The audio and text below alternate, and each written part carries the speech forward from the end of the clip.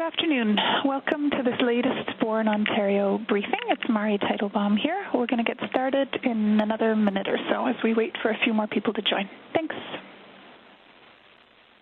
Good afternoon.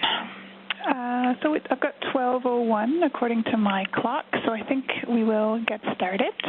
As mentioned, my name is Mari Teitelbaum. I'm the Director of Born Ontario, and thank you so much for giving us your lunch hour to join this latest Born Ontario briefing. As many of you know, the Born Information System recently went live, and we've had a remarkable uptake. We're really, really excited at how quickly all of the hospitals in the province have come online, and now the labs are following suit with screening information as well. And so we wanted to take this Born Ontario briefing slot to sort of take it to the next step. So we're collecting all of this information, but what are we going to do with it all?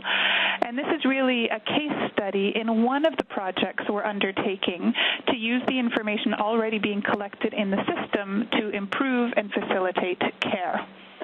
I'm not going to do this alone, fortunately. As always, Born is a team, and I have Nan Oken and Shelley Dugan helping me out. But what we're going to talk about a little bit is I'm going to kick it off talking about this concept of facilitating and improving care. As many of you know, we're a registry under PHIPAA, under the Personal Health Information and Privacy Act, and to be allowed to collect the information, it's really so that we can facilitate and improve care. And NT Quality Assurance that we're going to talk about today is an example of how we can use the information we collect to do exactly that.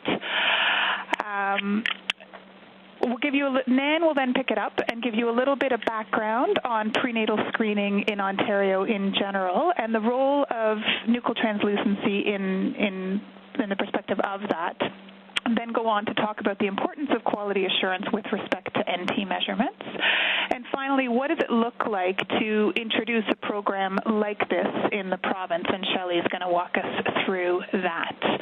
As always, we'll have some time for questions at the end, either in the chat box or you'll be unmuted and you can ask your question live. Okay, so let's dive in. So information to facilitate and improve care. Many of you will have seen this by now. This is what we call the Born Continuum, about the fact that we're collecting information throughout pregnancy, labor, birth, and the early postpartum period to start to build a picture of pregnancy, labor, and birth in Ontario, both for mother and child. And so we're collecting prenatal screening information, antenatal data, labor and birth experience, postpartum for both mother and child, and newborn screening data, either from hospitals or from midwifery practice groups across the province. We're collecting a nice comprehensive data set along the continuum. What we're collecting is really what we're diving into today. When we went to the Information Privacy Commissioner with the proposal for the registry, we really had to explain why we were collecting each piece of data that we're collecting. And so this equation, this little math equation essentially, is how we explain it. Essentially, if we're going to understand the outcomes in the province, if we're going to understand the outcomes for the mothers and the children, there's a lot of background information we need. We need identifiers on the individual so that we can link their information across the continuum. We need to understand what health status they started with, what risk factors they may have been exposed to, and then what care was provided. And only when you have all of those four attributes can you actually understand your outcomes. So we took all of the data elements in the Born Data Dictionary and mapped them to this equation. And in there is, in fact, the prenatal screening data, which includes the measurements associated with nuchal translucency. So we justified these data elements to the Privacy Commissioner under this little equation, essentially.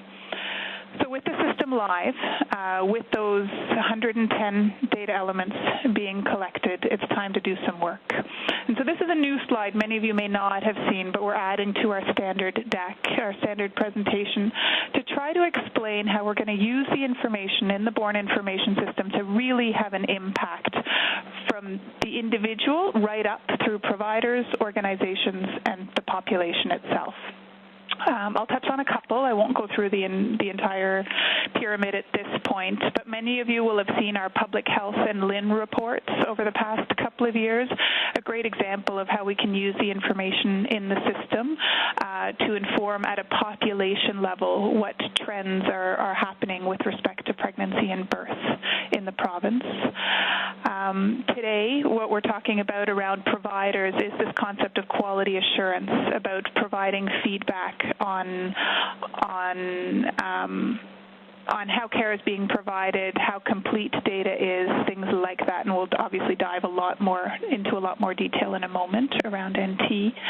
And then at the individual level, many of you have heard the example of missed newborn screens, about being able to cross-reference every newborn screening result with every birth that's been recorded in the born information system to identify babies that may have been missed. If they've been transferred to an NICU or headed home very quickly, there is that risk that the individual isn't receiving the care that was envisioned, and we're able to actually identify them on that level. Personally, what I love about the born information system is when you're able to actually identify someone at the individual level, then you can be very confident in the quality of the data at the population level. It's the same data being used down to at the individual that percolates right up through providers' organization to the population. But as mentioned, we're going to do one example of many today of how we want to use the information in the born information system to really make a difference, and that is specifically around quality assurance of nuchal translucency measurements. But to understand why that even matters, we're going to start with prenatal screening and just a few slides on what prenatal screening is and how NT relates to that. To introduce you to all of that, we have Dr. Nan Oken, who is the chair of the Prenatal Screening Subcommittee in Ontario, and I'm going to hand it over to her to walk you through it. Nan, you there? Dr. Oken, do you need to star one maybe to unmute? Hello? Technical difficulties. Let's now can you hear me? Oh, we can hear you. Okay, Perfect. so it doesn't work on the speakerphone then. Okay. So I'll pass it over to you. Thanks. Okay. So I'll just sort of go through the next slides and try to provide some context, because I think there's a pretty broad variety of people listening, and it'll be difficult to know how much people know about the technical aspects of NT and how it fits into the screening paradigm. But this first slide is just showing you the uptake throughout the province of prenatal screening in general, and you can certainly see a big discrepancy between women who live in urban centers and women who live in more rural centers. And one of the things that we'll try to figure out is why there is such a discrepancy in screening. The aim of screening at this point in time, as we screen for Down syndrome and open neural tube defect, is to offer 100% of women the screen. That doesn't mean that we expect 100% of women to take up the screen, because it's their choice whether they wish to or not. But it would be important to know whether this difference in access has to do with, this difference in uptake has to do with women choosing not to have the screen, or women not having access to the screen, particularly as it relates to nuchal translucency, which we know is variably available in the province. So we can move on from that. Do I control the slides? No, you do. Okay. So the next slide basically just shows you where our prenatal screening subcommittee fits into the overall organizational chart of the Provincial Council of Maternal Child Health and Born. So essentially we come under the umbrella of maternal child screening, and it's important to emphasize that we are an advisory screening subcommittee. We are not a program, and that is also evidenced in the next slide. So our job is basically to take the best evidence on screening, and at the moment I'll emphasize that has to do with screening for Down syndrome and open neural tube defect, but as we go, the landscape is shifting in major proportions in terms of what we should be screening for, how we're going to screen for it, So these things are constantly shifting, and so the job of our subcommittee on paper is to look at that evidence and to try and stay ahead of the curve and advise the upper committees and the ministry in terms of what types of screening we should be doing in the province. So as you can see on this slide, the subcommittee is made up of a number of different disciplines, ranging from those that are related to imaging, which we're going to talk about today, but also other aspects of a broad perspective on screening in general. And so the aim is to screen, obviously, for conditions where we could make an impact on improving pregnancy health and pregnancy outcomes. And again, to emphasize on the left-hand side of the slide that we are an advisory committee at this point and we are not a program, and it's difficult for people to understand that. And just to be clear, there isn't currently a provincially funded program at the moment as there is with Newborn Screening Ontario. And that's something that we're discussing as an advisory subcommittee, but we don't have in place at this point. To move on. So this is the website that's been created over the last year, and it's entitled Prenatal Screening Ontario, and anybody can access it. And again, to be clear on this, from an advisory subcommittee perspective, we were able to mount the website. At the moment, it's only what we would call a static website, which means that we have put some material on the website, but it is not a live website where it changes in a dynamic fashion. So what we've managed to put up so far is, and I think this is really important for primary providers, the material that used to be circulated on paper to do with screening in Ontario that was largely created by June Carroll in the Family Health and Medical Genetics Department of Mount Sinai Hospital is now put on the website so that women can certainly access that, and so can providers, for up-to-date information in terms of what we currently screen for now. And we're hoping in the next while to make it a much more live website. And for this discussion today around nuchal translucency, the lower left-hand side for sonographers would be a key site where we hope to be able to mount information on issuing reports and individual reports to sonographers and their supervising physicians, and also be able to mount some sort of an educational/remediation program as necessary. So hopefully we'll be able to secure some funding to make this a more central repository for information and for education feedback. Go ahead. So this is just taken from the where am I? This is taken from the Ontario prenatal screening, from the Ontario birth record, or the Ontario prenatal sheets, the yellow sheets. And so this comes from the section on prenatal screening, just to highlight again that 100% of women should be offered, no matter who they attend as a provider, a screening test for Down syndrome, for open neural tube defect, and also an anatomy scan between 18 and 22 weeks. And I'll also emphasize that this prenatal record is now out of date, so that the current SOGC guidelines for screening would recommend that all women, regardless of age, be offered a prenatal screening test first prior to an invasive test such as a CVS or amnio, and that if the screening test is positive, they would then go on to an invasive test at their discretion, rather than an arbitrary age cutoff of either 35 or 40. Go ahead. And this is taken from the current requisition, which we also are going to be putting on the website.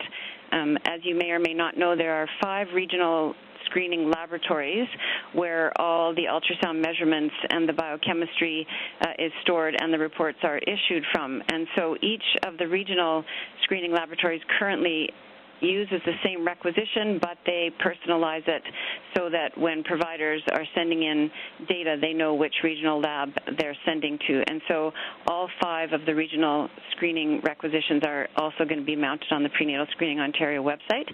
And this particular section is the section that's relevant to the sonographers who are sending in the nuchal translucency data. Go ahead.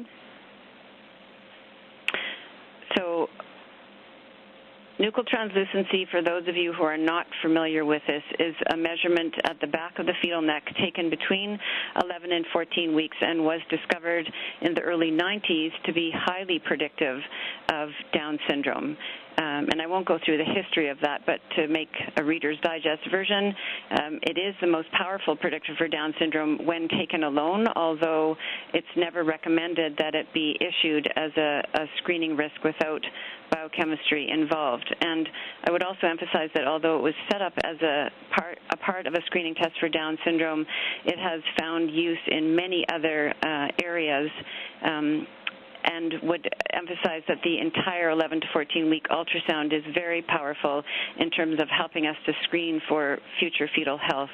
And so nuchal translucency we're concentrating on today as a measurement, but it is part of an 11 to 14-week scan that's very useful for helping us to predict fetal health and perinatal outcome.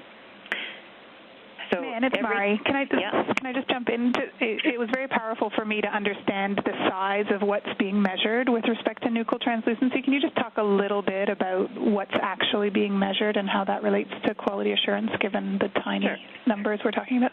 Right. So on the picture, you'll see that the sagittal view of the fetus, the measurement isn't shown in terms of what the level of the measurement is, but the largest measurement is about 2.7 millimeters in the normal fetus between 11 and 14 weeks. And so one of the ideas about quality assurance, to answer Mari's question, is that when we are talking about individual variation and its predictive value and its accuracy in predicting Down syndrome matters, fractions of millimeters make a difference. They make a difference to the parameter that goes into the combined screening test, and they make a difference to the risk that comes out of the screening test. So small variations of fractions of millimeters make a difference, and it's hard to believe that there wouldn't be normal variation among and even between two measurements that a single sonographer would make, and there is variation. The idea behind the quality assurance is that we want to keep the variation to a minimum, and we also want to standardize the way that we look at it so that we are able to converse with each other and work together to keep the variation to a minimum. Does that answer your question? Perfect. Thank you. Okay, we can move on. So in terms of the quality assurance, internationally there have been many different programs that have looked at this, and the sort of the mothership of the nuchal translucency was the Fetal Medicine Foundation in the UK, and most jurisdictions internationally have adopted this particular paradigm or slight variations of this paradigm. And I think most of us who are purists around this measurement tend to think that we should try and stick as closely as possible to a single international voice, that we're able to communicate with each other not only nationally but internationally, and adopt similar approaches to this so that we can continue to minimize variation. So the National Health Service essentially has taken the Fetal Medicine Foundation paradigm and put it under their umbrella of screening in general, and have developed a marvelous system for information, for repository and information feedback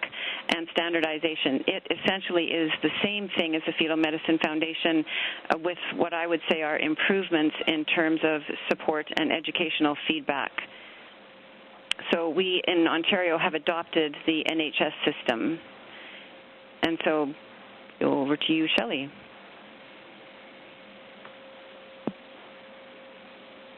Sorry about that.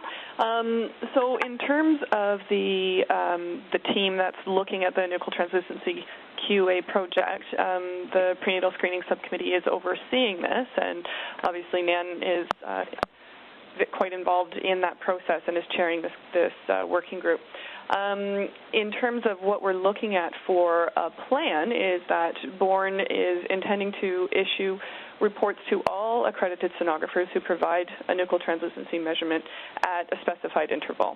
And the program and the specifics of the program and those intervals have yet to be completely worked out, but that's the basis of what we're trying to accomplish. I want to continue on. Nan, did you want to speak to any of these, or is this? So I can go through this here. So what we see is this is an example of an NTQA report as provided from the NHS program. And you can see that along the y-axis, we have the nuchal translucency measurement, again in millimeters, as was described previously. And then across the bottom is actually the crown rump length measurement. And so, of course, we would expect to see some correlation between the actual size of the fetus and the nuchal translucency that's expected to measure in the population as a whole. The blue line is the curve, the standard curve against which measurements are compared, and basically the performance of the sonographer would be based against how their measurements will plot against this curve. And so you can see each black dot would indicate a specific measurement that was submitted. And it measures a number of different aspects in terms of what the report can actually provide, if we want to continue through. So the first one is the bias. And so what the bias means is basically how does the clustering of the measurements compare in terms of how well do they reflect the level of the blue line. So if you can see the blue in the first picture, it looks like the bias is decent. It follows the line well. We don't see any deviation either up or down, but if we move to the graph that's on the right, you can see that there is definitely a bias, a negative bias, where all the measurements look like they appear to be a little bit smaller than we would expect. We want to move again. The next is spread. So this basically says how tight are the measurements that are being performed. So basically, I mean, as Nan mentioned earlier, there is inherent variation within these types of measurements, given that they are so tiny, but the idea is that we want to keep that variation to a minimum. And so on the right-hand side, we can see what would be considered an acceptable type of spread, where it's clustered tightly, again, around that curve. But I'm hoping I'm getting my lesson right here. The graph on the right, obviously the measurements you can see are spread out quite a bit. And so, again, that is not something that we would expect to see generally, and that would indicate a spread that might be a bit too wide. Next one.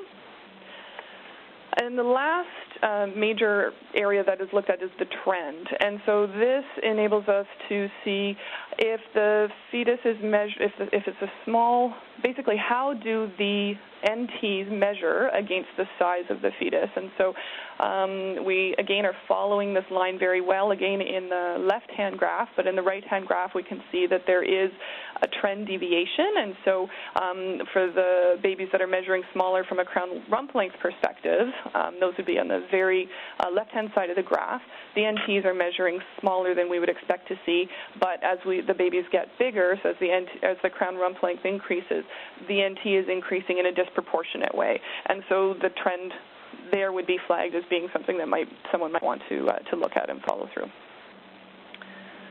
So those were examples that we were looking at from the NHS, and so why don't we move on to what we're doing here in Ontario. So a lot of work has already been accomplished to date here, but obviously there's a lot more work yet to come. You can see here the data that's needed to create the NTQA reports is already available in the Born Information System. So each prenatal screening record that comes in that includes an NT measurement will also include the sonographer ID information as well.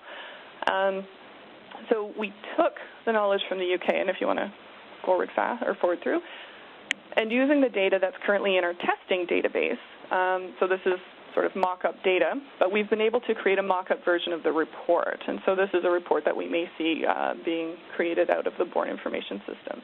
So again, it looks very similar to the graphs that you've already looked at. The reference curve is displayed along with the measurements along the bottom of the bias, the spread, and the trend.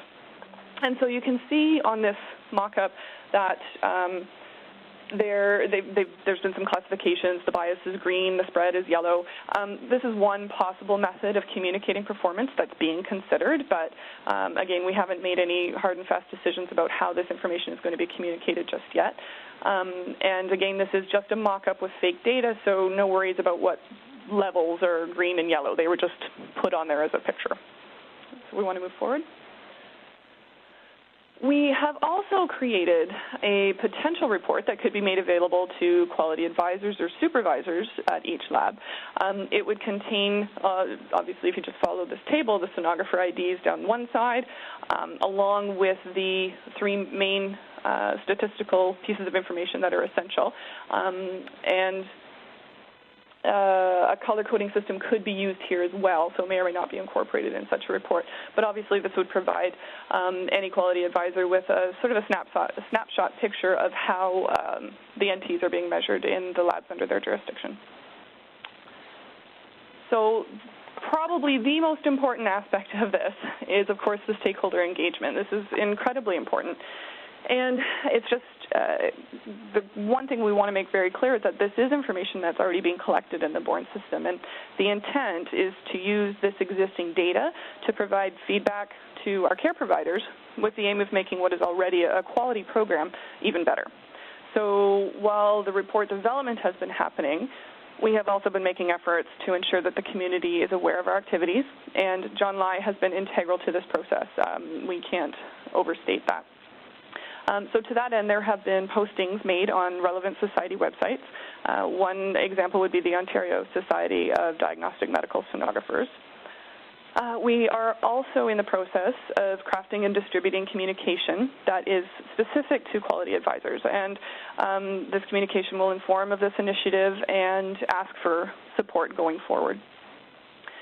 Additionally, there have been efforts to gather contact information for those providers of NT measurements, most specifically email addresses, as we are hoping to have our initial communication process and then subsequently the actual reports occur electronically, and that's for obvious reasons of efficiency and effectiveness.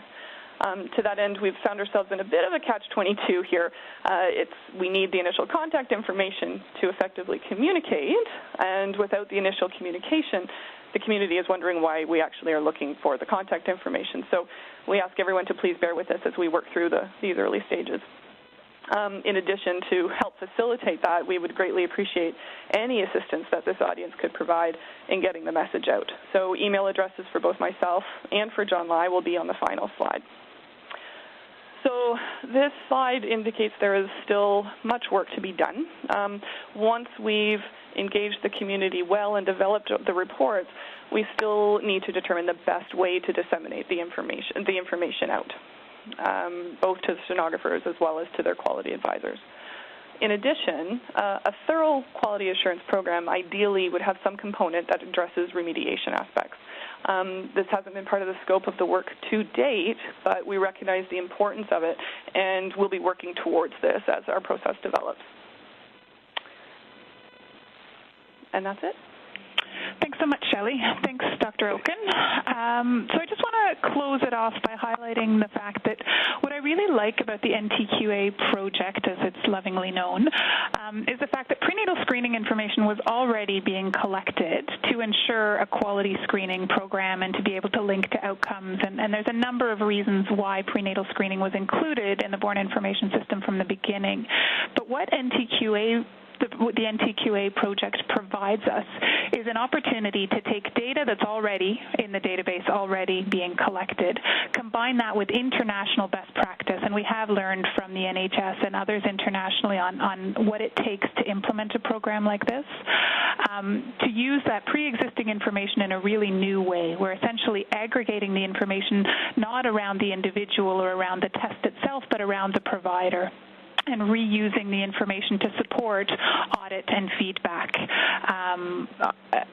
And it really is that concept of audit and feedback, of being able to, you can't see your own performance on a 1-by-1 or an n=1 type of environment. It's only once you have 20, 30, 50, 70 scans plotted against what's expected from that curve we talked about that you can actually have a level of feedback that lets you know how you're doing compared to your peers or compared to the standard. And so it's as simple as creating a report out of information that's already existing, and as Shelley mentioned, not to underestimate the stakeholder engagement, communication, education that goes along with that.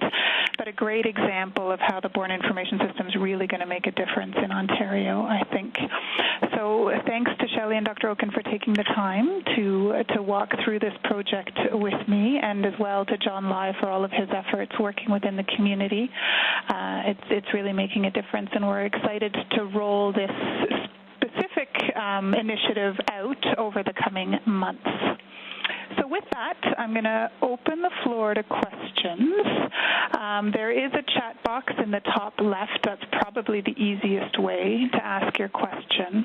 I think you can type *0 to get into the queue, but I can't remember that off the top of my head. So I'm going to encourage you to use the chat box on the left.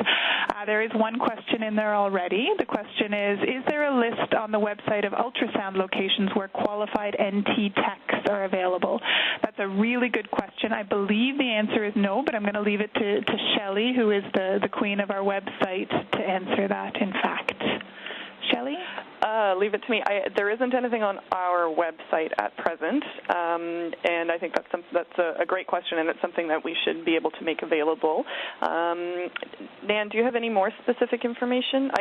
Right now, my instinctive response is that we don't have a space right now for that, but it's something that I think we should do. No, can you hear me? Yes. Yep. No, we don't, and it's been suggested at several different levels of the Prenatal Screening Subcommittee as something that would be highly valuable. It would also, it's been done in the NHS system, and not only is useful for patients and providers to be able to direct, but also serves as its own competition to spur more centers that come on board so that NT will become more available for women.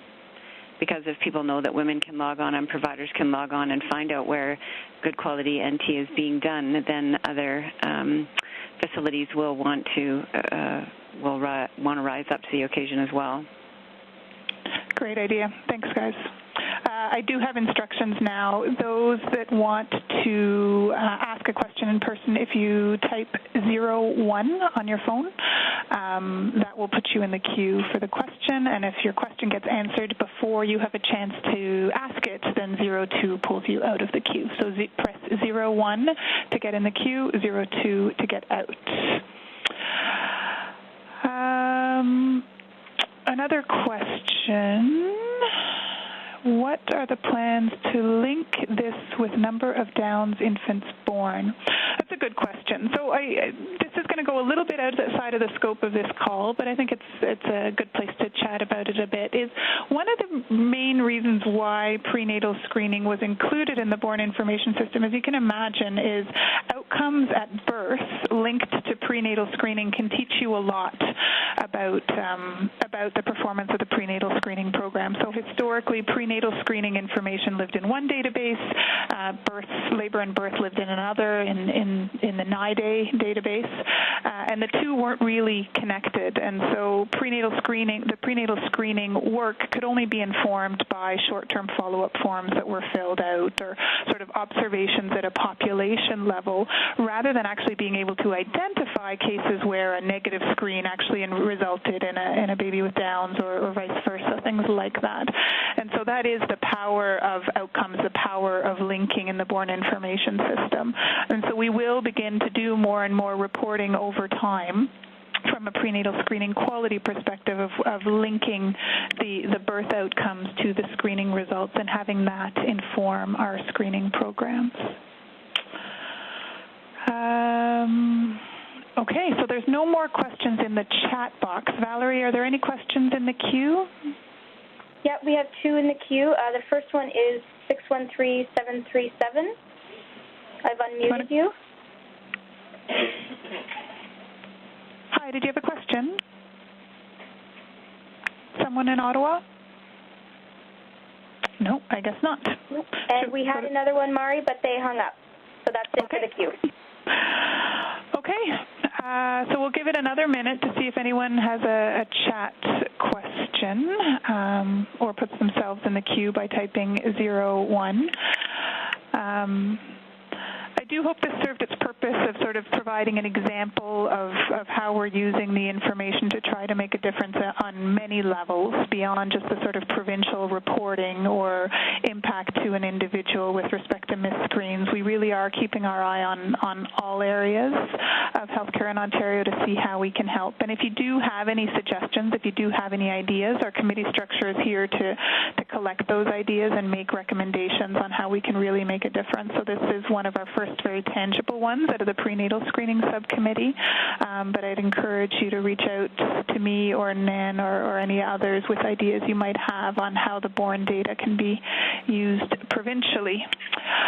There's a question on newborn screens. Sure, if you could hit 01, we can try to answer it. Shelley is our screening specialist here at Born and does have experience with both prenatal and newborn screening and should be able to help. Did you want to type 01 and we'll have Val unmute you to ask the question? Okay, so I have the number here, 705-727. Did you want to ask your question? Can you hear me? Yes.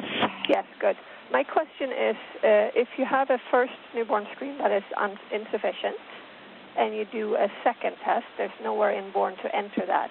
Am I supposed to override the original test or not enter it at all when we submit it? Right. So the most important thing is to make sure that you have entered the information with regards to the first newborn screen.